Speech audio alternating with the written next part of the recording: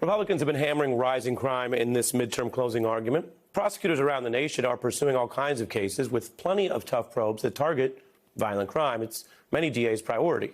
News junkies, for example, might know the Atlanta DA, Fani Willis, for her probe into Trump trying to steal Georgia's election. She's also been prosecuting an alleged gang in Atlanta and using an aggressive racketeering theory to try a bunch of different people for collective crimes. Let me tell you right out the jump. Very few people doubt the significance of violent crime. Just yesterday, a star rapper from the group Migos, Takeoff, was killed by what's reported as a stray bullet in Houston. Atlanta has also seen its share of violence and killings.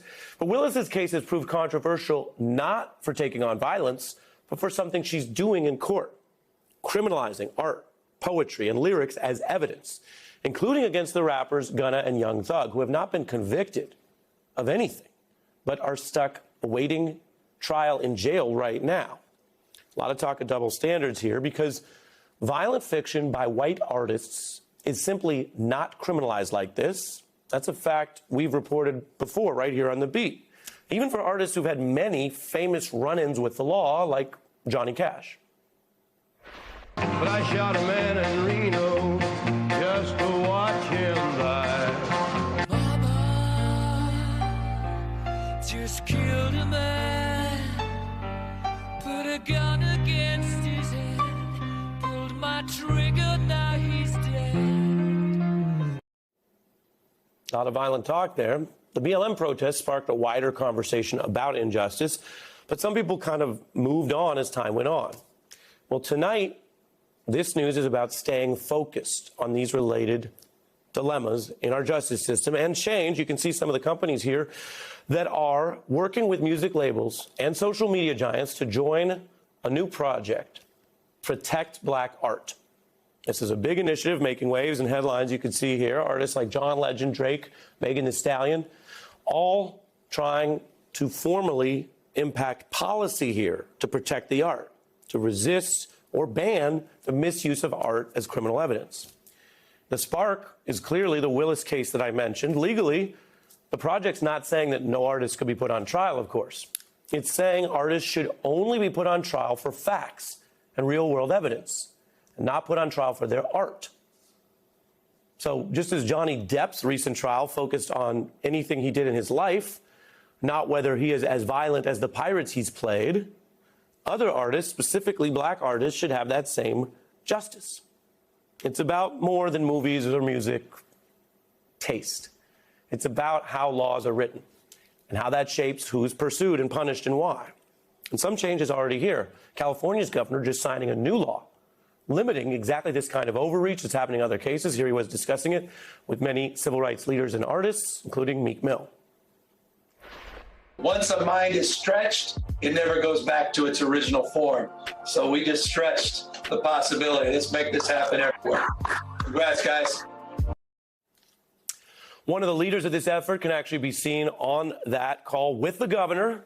It's record executive Kevin Liles, and this is personal for him. He co-founded 300, the label that puts out Young Thug. He's testified on behalf of those artists in the bond hearings. He's a veteran.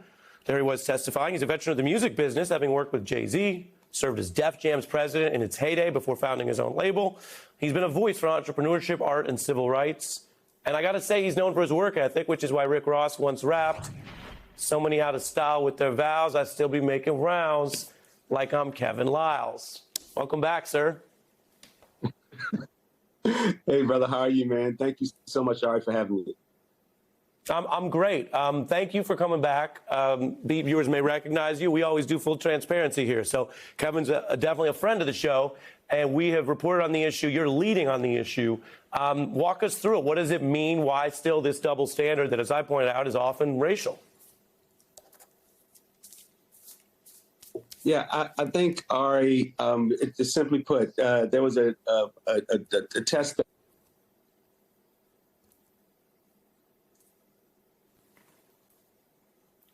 Do y'all hear Kevin? Because let's try again. How about now? You hear him now? Yeah. Yeah. I think I can hear you. I lost you for a second. So start from the top, but I can hear you now. Okay. There was a test done where they took country rap lyrics and they said, this is country music. And then they took the same lyrics and said, but this is rap music. And they asked the people polling to actually say which one they felt was violent. And they felt that the rap lyrics were violent. Since 1950, there's been over 500 cases that we can talk about based on lyrics against Black and brown people, but only 4 cases against non-African American or brown people. And those 4 cases, 3 of them got turned over and the other one got thrown out of court. So this is clearly a 4 to 500. This is clearly a hip hop thing where people are using lyrics against us in a court of law. And lyrics are not confessions; they're art. You know, I want to see a Francis Ford Coppola movie. You know what I mean? I want to see read a Stephen King novel. And this is just the start, an attack on us around Black and brown people because we do hip hop. Yeah, I think you just laid it out. And so what do you think is important that people understand? Whatever they like, people like, dislike, whatever. But what's important for people to understand about a community that is facing these costs? We've been talking about midterms, crime, economics. People in Atlanta or wherever, I mentioned that because that's where the case is, they're facing the violence, as I mentioned. You're obviously against violence, but you're also against the criminalizing of one of the positive things in the community that is providing people art, jobs, leadership. The funny thing, somebody said to me, where do you learn entrepreneurship? And I said, in hip hop. What we provide is the opportunity to not say what you can't do or what you're not trained to do. It's just for you to try and do. And it's been a long history. I've been fighting this for 40 years. We're talking from back from 2 Live Crews, the NWA, until now, where we're the only art form that's being prosecuted in this particular way.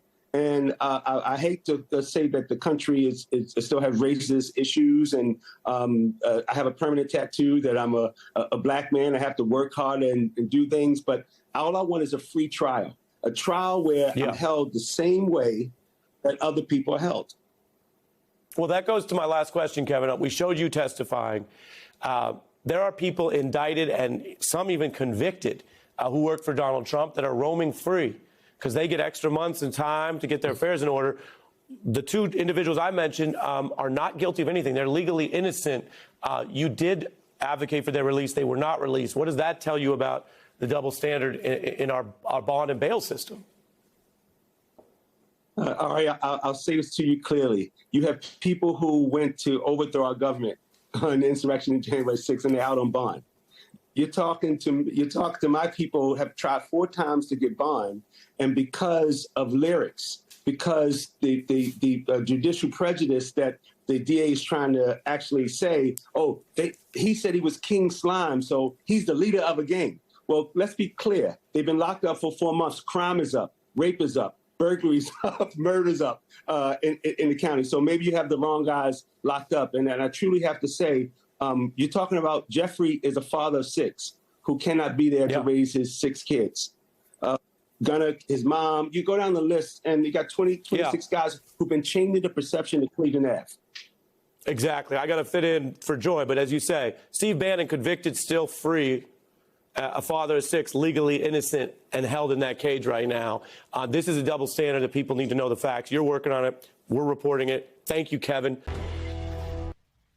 Hey, I'm Ari Melber. Thanks for watching The Beat. I wanted to let you know I'm writing a foreword to the January 6th committee's full report, which is coming out soon from HarperCollins. You can go pre-order the book right now, and it'll come to you first when the report comes out in the fall or whenever the government releases it. Just search Melber Jan 6th on Amazon or your favorite independent book site and click pre-order. You'll be the first to get both the report and my new piece on the coup conspiracy.